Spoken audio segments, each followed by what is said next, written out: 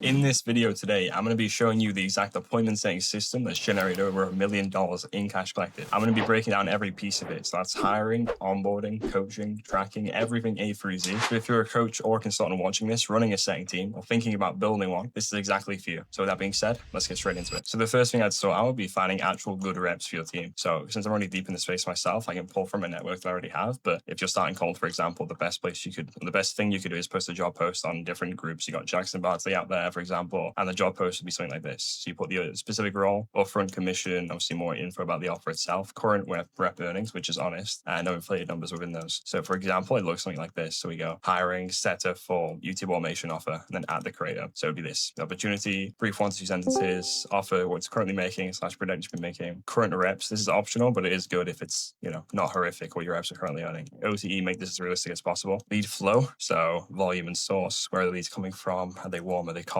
Setting channel. Where are they actually getting the leads? How many leads could they expect? Working hours. It's very simple. And you can include this doc as well. So all you need to do is just copy and paste this doc. I can send you if you want to DM me, and then you just replace it with your info. So this is all you can use this generic info, but that's that in terms of a job board. So after people would have seen your job post and they're interested, they send you an application. You're looking for really 4 things in those people. So the first one being hunger. So when it comes to setting specifically, it's a bit different to closing in the fact that it isn't as demanding skill wise. It's more of a case of, are they hungry? Do they even have the work ethic? Because if they don't, there's no saving them. But if they have the hunger behind you can teach a setter how to get good very quickly. But the hunger you can't teach, right? So the hunger needs to be up there. That's definitely for sure. Number 2 would be reliability. Can you actually rely on them to be consistent day in, day out? Because some setters might get lazy if you're not on them. So are they actually reliable from what you can tell? Third one would be coachability itself. Because obviously they could be, they could be working so hard, they could be reliable, but if they're not willing to take feedback and actually implement what you're saying for the better, you can't really help them. They're not really coachable. And it's not something you want to have in the team itself. And a fourth being initiative. Do they actually go out there and do what they want to do, or do what they're supposed to do without being told to? That's the main one. Because some setters might just sit there, like I said earlier, if they're not told to do it, they're not going to do it. So are they actually taking initiative to do what they need to do? So after you put the job post out, you've got these 4 traits in the person who's applied. You then want to get a personalized link from them, which will be inside the application itself. So that'll be personalized 2-minute video breaking down who they are, their background, why this role specifically, and what makes them different. Also include there if they could, when they could start if chosen. So this obviously would be a Loom video, and that's what it would be including. In terms of the whole interview process itself, so as they send the application, so with the Loom side there, review it so you have a good context before you can get them on the interview itself. Well, on there, you're going to ask them at the beginning to do a live 2-minute pitch. So that'll be what they covered in this video. So who they are, background, why this role, what makes them different, etc. And if that is not similar or the same to what was submitted and it's a mismatch, that's a red flag. You need to flag that and ask them about it and see what is different and what they've told you. After that, long-term vision questions. So make sure that what you're doing, the offer you have, it can actually get them to where they want to be long-term. So that's closing, managing, getting 10K a month, 15K a month. Make sure what you're doing at the company would make sense for that long-term vision, just to make sure that buy-in would be there long-term. After that, quick role play, 10 minutes with a planted pain point you as the prospect would choose. Make sure they uncover that. If they didn't, give them feedback. If they did, congratulate them. Move on to step 5, which is the honest offer breakdown. So that's breaking down the offer itself, the price points, the OTE, all of that in detail. And then after that, pretty simple. Got any questions? No, yes, answer those. And then after that, give a decision date. So you're going to make a decision either on the spot if they were that good, or say by the end of the day, I'll give you a message, or by the end of this week, I'll give you a message, and then we'll chat then. So that's that. Very simple hiring process, which is what I typically do most cases. So this is it. Now, after you've hired your reps, you've vetted them, they went through the whole process itself. We now need to get them trained up on the industry specific, offer specific script we would have. So typically for what we have 3 different stages inside the setting call itself. That begins with intent. Second section is logical certainty. And third is the transition, where you go and book the call and also qualify before that. Throughout this whole stage, throughout the whole call itself, you want to have a curious tone, open inflection to provoke that. So for example, I'm going to go through this whole setting script now, and then we'll get a good idea of the whole thing in action. So here we are inside the actual script itself. Like I said, we have 3 stages. We have the intent, logical certainty, and the transition. So a brief overview before I jump into actual live role play with it. It would be the intent stage. The whole point of that is to get the overarching goal. Why are they here? What are they looking for? After that, get their logical certainty. We'll get them logically certain that what they're doing now isn't going to get them to the goal they just told you. So with that, we're getting the strategy they currently have to achieve it. The problem with that strategy, why are you here? Why have you now just reached out? And then probing on that what they just gave you in the previous question. Since they're now logically certain that what they're doing now isn't going to get them to where they want to be, like they've just told you, naturally they're going to want to move away from it. But if they have nothing to move away from, or towards, they're not going to move away from anything. So that's where we go into transition, where we now find out if they're qualified or not. And if so, book the call, give them our solution that should solve the problem they know they need to move away from. That's obviously a brief overview. But getting into the live side of it, let's just pretend this is a BizOp, B2C, selling, trading, like TGR's course, like I did back in the day. So you'd begin it by going, say the prospect name's Josh. So we're going to start off this whole call, or especially being curious as well. So help, open reflection, curious analysis. So you go, hey, Josh. Yeah, what's up? It's just Ollie here from TGR's team. Looks like you might have filled out like a form maybe a few minutes ago. So you could like possibly get some help with getting into day trading. Is that right? Perfect. Okay. Well, yeah, just to see if I can help then. What was sort of like the main goal behind actually looking at getting into trading? They say, yeah, I just want to make more money. Oh, okay, great. Looking to make more money. Fair enough. Well, what are you currently doing then to try like make more money right now? They might say, oh, I'm not doing much. I'm just like working my job by itself. I just started looking into making more like as of recent. So you just go into the fact of, okay, what do you do for work right now then? Oh, okay. You work in Tesco. Well, how long have you been working there for? Oh, like 4 years now. All right. When it comes to BizOp, we're going to skip this question because it doesn't make much sense. But for anything else besides BizOp, B2C, we're going to ask it. So if it's a fitness regime,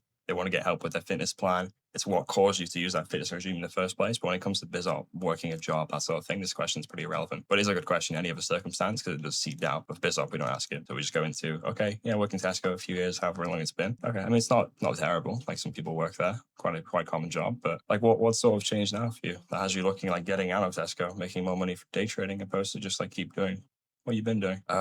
Yeah, well, I'm not able to like have the freedom I want. I'm just sort of stuck working this like cycle. What do you mean by that? Like working in this like cycle? Well, yeah, I mean, I'm waking up, going in, clocking out. It's not very fulfilling, I'd say. Oh, really? Okay. Well, how long have you like felt like that for? To the point where it's like not fulfilling? I mean, the whole time. Okay. Well, like 5 years? Yeah, I mean, it's been 5 years now. Right. Okay. Well, I mean, I don't want to assume anything, but like you feeling unfulfilled the past 5 years, like how is that?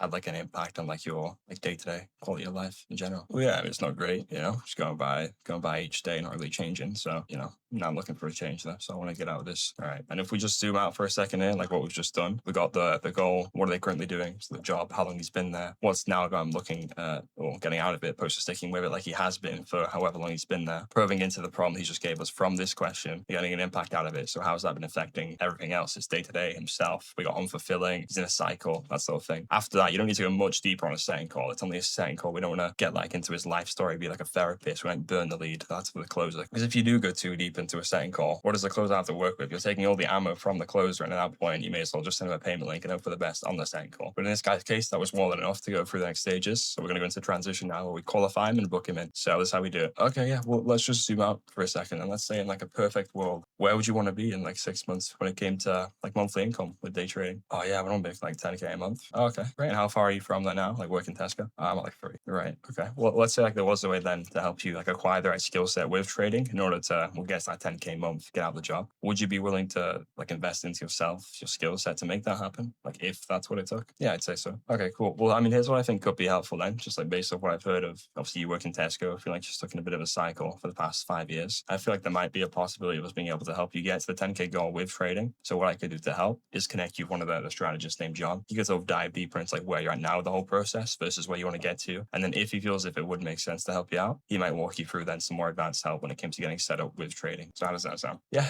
sounds good. Boom, you book them in. So transition, where do you want to be? This is a pretty relevant question. The whole point is got like a little bit of a goal, but the whole purpose of it is to find out his monthly income. So how far are you from that? 3K a month. Oh, I just told you how much he makes. And then you ask him, is he willing to invest into himself? If that's what it took, yeah, he's willing to. So now we know he's making money. He's at least qualified for financing or some low ticket at the lowest. And he's willing to invest into himself. And he has pain. Book him in. So that's it. It's 3 stages. Get the goal, build real logical certainty around the problem, and transition into a book call. So it's simple on paper, but the depth's entirely built inside of the second section here where you actually probe on the pain. So after they've got that script down, they have a good idea of what they should be doing on the calls. We now actually get them on board into the whole process itself, getting them familiar with the company and all of that. So we do this in about 5 to 10 days. So the first 2 days will be spent building a foundation. Next 3 to 5 will be skill and compliance. So getting in the role plays, actually listening to some real calls, having a good idea of how the flow works on real calls. And then after that, we can graduate them to be an actual setter on the inbound calls, doing a speed to lead, all the good stuff. The whole criteria to be graduated in the whole first place is outbound first, hit those volume output targets we'll go into in a second here, hit a defined amount of number of successful sets before you get the full green light. So giving you an idea of what that would look like then, we have this little document here. So templates that are onboarding. First, I have a Loom video here, specific to the offer, of course, giving them a congratulations joining XYZ team. This is a whole generic document you could use. So as I said, first 2 days is like a foundation. So we give them, for example, this offers about YouTube automation. So some industry knowledge, some offer knowledge specific, and then some client testimonials to get that conviction down. As they go through this, we have them write it down. So, every time I've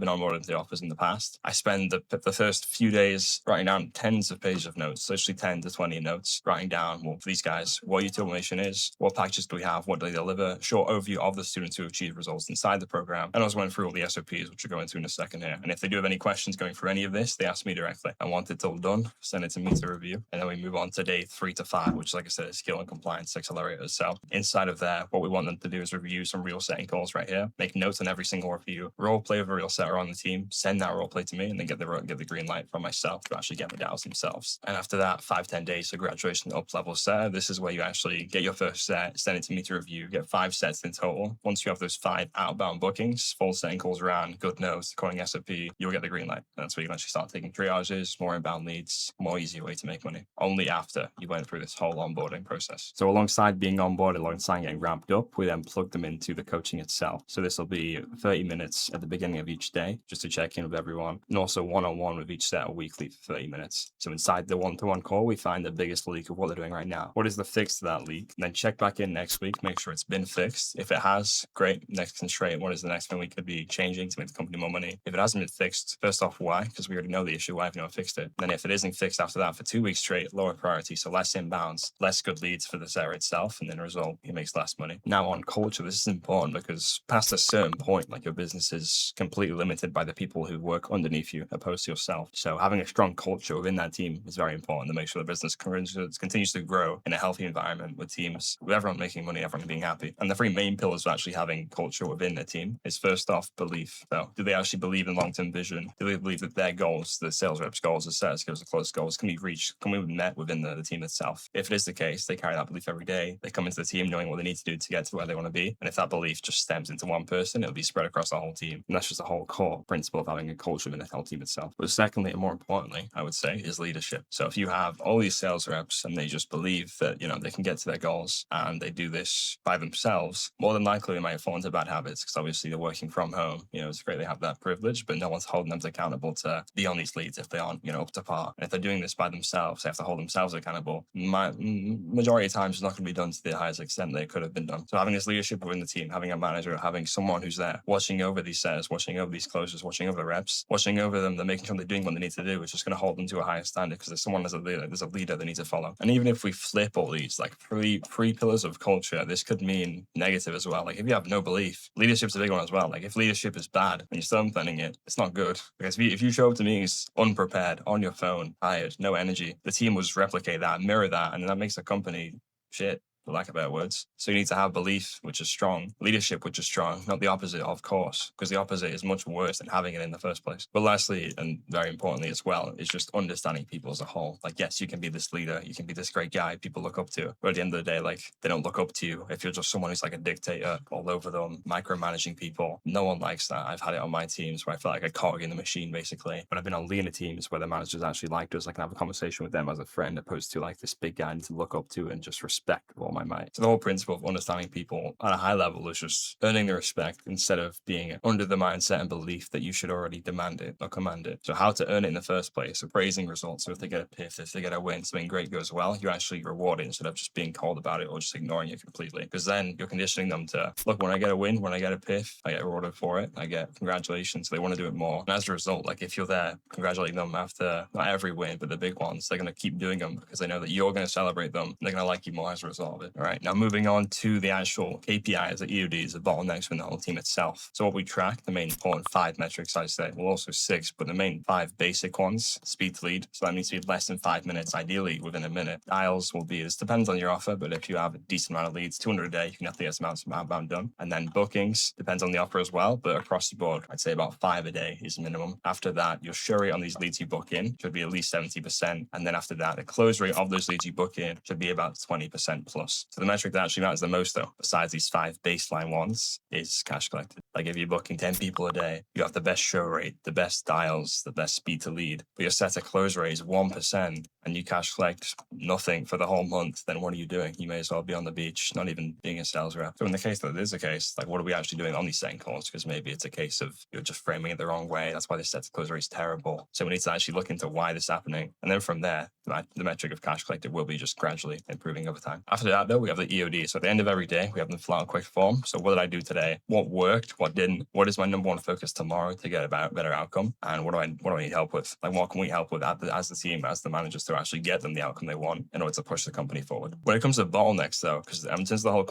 conversation stage funnel we have, as we wrote through earlier, we have the intent, the strategy, the catalyst, probing on that, qualifying them, pitching them, booking them in. If they're at, for example, well, it's not on there, but if their pickup to set rate is like 20% on the speed to lead inbounds when it should be like 40 with the average setter, what are you doing within these stages that is causing your leads not to be booked in? Or you're not getting enough depth in your conversations? Are you pitching the call horrifically? Is the intent just terrible? You're just letting them walk all over you when they don't give you an actual answer? Like, what is the issue with that? So we can fix it, getting these stats all higher as a whole, making the company more money overall. Let's move over to the actual CRM and tracking side of this. So every rep I'd set up would be with a properly organized SOP hub. So we don't leave anything scattered and up to guessing. So we have offer docs, traffic source, client wins, dialing SOPs that are SOPs, dashboard, call outcome tracking, DM frameworks, funnel walk through all of it. And this all comes alongside this little document here. So if we open this up, we're able to have a little gander. Here's the ramp up file we wrote for earlier, the setting framework, the KPIs I just broke down in the last module, and just some more, like how to speed like the offer on in the DMs, re-engaging post-booking process, which we'll go into in a minute here. This is all where it lies. So it's in one place they can check out. But this important thing behind this whole project and whole section is the tracking. So if we look over here, we have a live dashboard. So let's open this up. This is just one of the teams, for example. So we have all the setters here, Alex, Chris, Tristan, Leah. In these files, in these sheets, we have their numbers. So we have dials, cash, revenue, show rate is tracked as well. Like all this is all in this one doc. So we know, well, who's doing the best. Like all this is public to the rest of the setters. They can look at these at any time. And it's like an internal leaderboard, basically. Like they can check it, see who other people is doing. Say if Tristan wants to compete with Chris, how is Chris doing in comparison to him? What could he be doing better? Like why is his story better than mine? It's like an internal competition without it being like artificial, like you having to be there pushing them to get the work done, like I mentioned earlier, being that like that dictator manager. And obviously besides the competition, it's great to have these numbers tracked. Like you need to, it's a non-negotiable. Like if you don't know what your set rate is, close rate is, show rate is, dials, bookings, you're just literally running with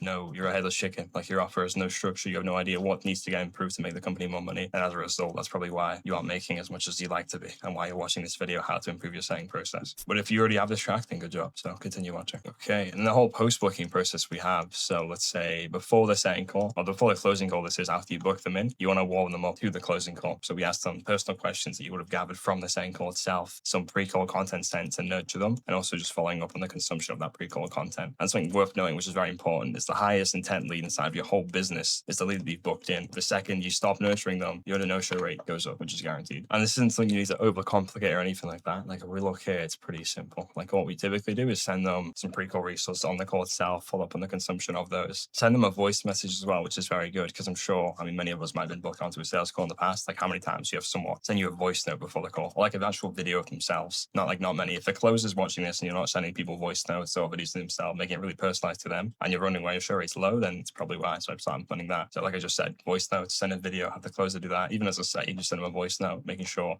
following up with the consumption, like have you been able to go through those videos yet? The ones I sent you previously. As a voice note opposed to a text message, they're more likely to listen to it, more likely to respond, more likely to show up, more likely to get you more closed deals. But even if you do the post-call booking processes, you do what you can, they might just no-show and they might just go ghost. So we want to re-engage them. This is all the dead lead sequences we have. So same day, we have a quick little check-in. So, hey, name, did you mean to miss our scheduled call or was that an accident? Let me know and I'll see what I can do to help. If they ignore that, day two, reframe value. So you just tied into something specific about what they told you. So, hey, I know you mentioned XYZ. Is that still important to you? If they ignore that or they didn't respond to that, some case study. So we send them, this guy just reminded me of you. I was just wondering if there's still something actually on your mind. Then you leave them for a few days. We don't be peppering them the whole time. So day 7, you set like a task in the CRM. You just ask them straight up, like, I don't want to keep following up for you. You know, I don't want to just annoy you or waste my time or yours. Just shoot me a message saying yes or no, and I'll leave you alone if so. Day 14, 7 days after that, we just want to pattern interrupt. Like at this point, 14 days, no contact. There's no point of like being, oh, did you mean to no show? Like obviously they're not responding to you on purpose at this point unless they got kidnapped. So you want to send them a GIF or are we breaking up? Question mark, just some weird message just to get their attention. So this could be a GIF of like someone laughing or like peeking over the corner, or like I said, a weird message like, are we breaking up really? You doing this to me? Just to get them to open it and look at the whole message you've been sending them in the past 2 weeks. And also when it comes to re-engaging, I'm sure you'll be calling outbound leads or have your setters call these leads. If they are old, when it's like weeks, months older, you don't want to mention the time of the gap. Just move on to the actual process itself, treat it normally. With all of this as well, we need to know why they've no showed. There's no point doing all this if we don't even know how to prevent it from happening again. So what we do, we find out, well, why? Like, why does someone go no show? Most times it is like a hidden objection or sales resistance caused in the initial setting call. If they said they were hesitant, they don't have the money, you can just send them a video of someone who started from like nothing and now they're where they are. So that's it. That's the exact system, A through Z. So hiring for re-engagement. And the whole result of this, which we've been able to generate, is over $1 million million in cash collected. So A through Z system, one outcome, $1 million plus cash collected. And if you are a coach or consultant watching this and you want these exact systems built into your own info business, you can book a free audit call, which will be in the link in the description, and we can chat then and see if it makes sense to partner up. And if it doesn't, you can still leave the call with some value. So besides that, hope this video was helpful, and I'll see you guys in the next one. Take care.